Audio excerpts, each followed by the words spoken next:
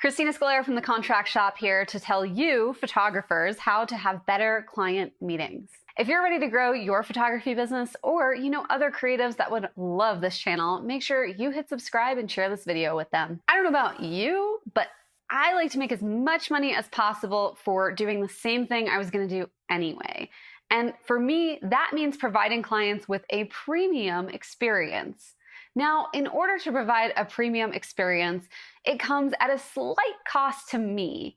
And what I mean by that is we have to provide our clients with something that they not only need, but that they want too. Oftentimes when we have client meetings, we're asking them to show up at a certain time and place. And while that might work for some photographers who usually don't rely on photography to get by anymore, like Sue Bryce, that's not necessarily going to work for you, especially as you're getting started.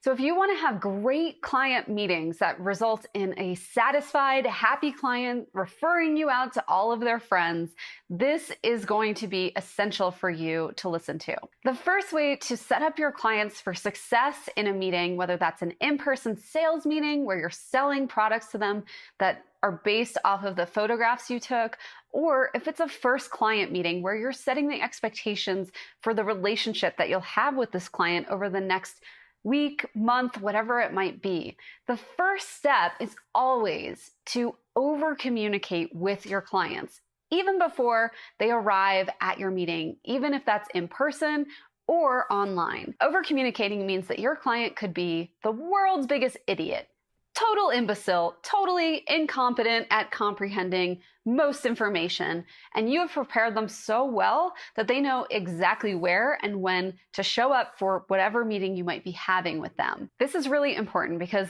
as any good photographer knows, it's critical to have your clients trust you as you're taking their photographs and putting them in vulnerable situations and positions and dealing with unsaid body issues and all the other stuff that tends to come up during any kind of photography session. They don't like their nose, they think they're fat, they are mad that their mom messed up their veil, or whatever it might be. They have to trust you ahead of time.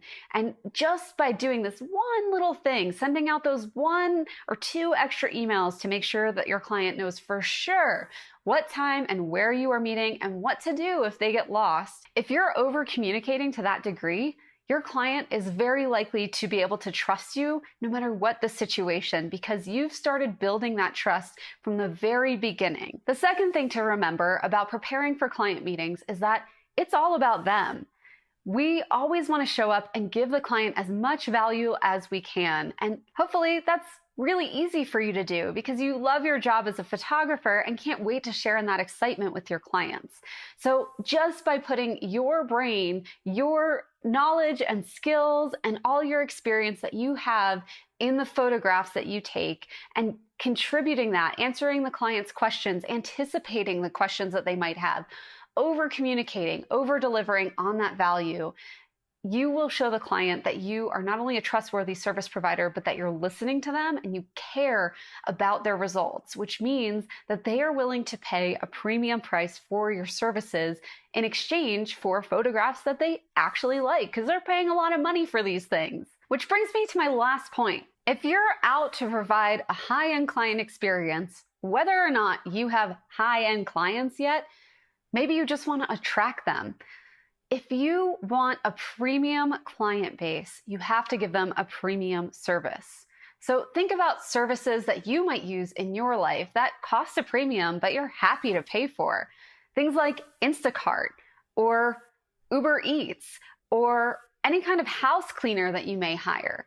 These are all things that you are perfectly capable of doing yourself. You can go to the grocery store, you can clean your own house, but you are willing to pay a premium because the time that it would take to clean your house or to go grocery shopping in rush hour traffic is just not worth it to you. So instead, You hire out these premium services and they give you exactly what you need. Well, your photography clients are no different.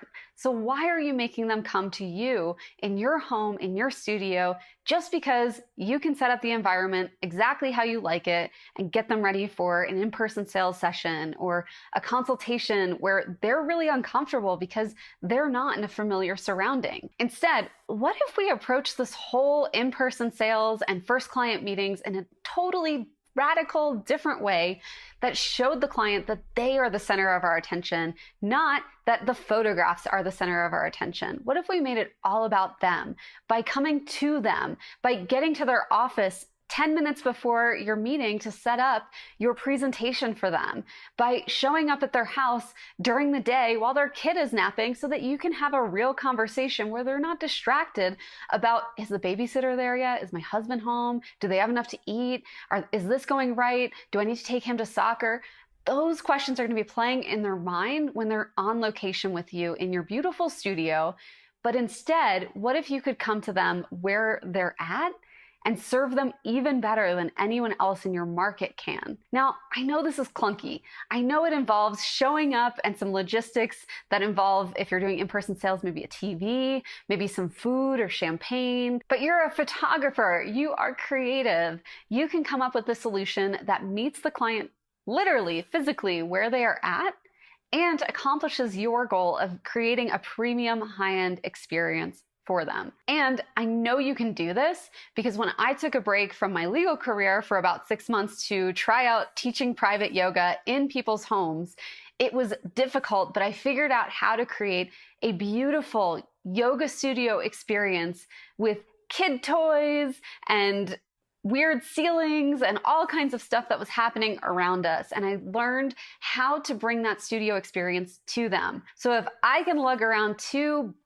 baseball cart size, whatever you call them, duffel bags to my client homes, I know that you can do the same thing with a TV and maybe a platter of cookies or champagne or whatever you want to have to do your in-person sales at a co-working space or an empty hotel, extra meeting room or whatever it might be, where you could come to your clients or nearby your clients and set up for them so that they are prepared to spend more, so that they are prepared to be in that experience fully with you and not wondering what's going on at home or what they're missing or if Johnny has his homework or his shin guards or whatever.